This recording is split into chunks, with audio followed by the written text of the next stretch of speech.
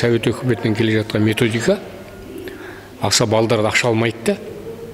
Содан кейін сол Москвада жүрген кезде мен Америкадағы индейстер бар ғой. Солардың жаңағы жасап кеткен дүниелерін көп зерттедім. Сосын өзімнің анам, ол кісі алаша кілем тоқитын. Сонда анамнан сұрайтым, мынау ой-өрнекті қайдан аласыз деп. Балам, жоғарыдан береді, қалай береді? Алланы жақсы көрсең, Аллаға деген махаббатың оянса, саған да береді.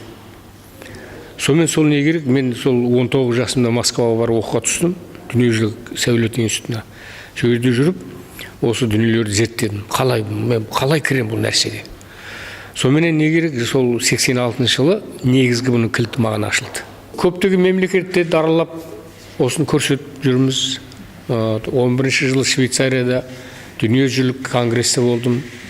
Сонда сол арт-терапияның профессор деген атақ берді. Сөйтіп сол жерге шақырды мені, келіп сабақ беріңіз деп, Лугана деген қалада университетке.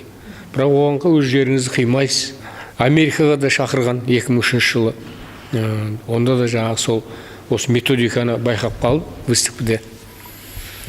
Қазір енді өзіміздің жерімізде 3 қалада көрсетіп жатырмын бұны. Шымкентте, Астанада, Алматыда, оқу саласында, әсіресе мына осы бейнелеу өнері деген, черчение деген сабақтар әлі ең соңғы сабақ болып келе жатыр. Мәселен, Жапонияда ең бірінші сабақ каллиграфия екен, каллиграфия. Каллиграфия деген олардың әріптерін білесіздер ғой, әріптерінің бәрі таңба.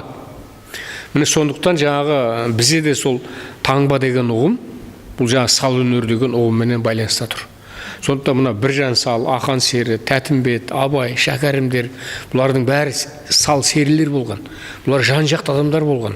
Сондықтан жаңа қазіргі мектептегі оқушыларда, жалпы қазіргі туылып жатқан балдарда жан-жақсылық қасиетпен туылып жатқан балдар.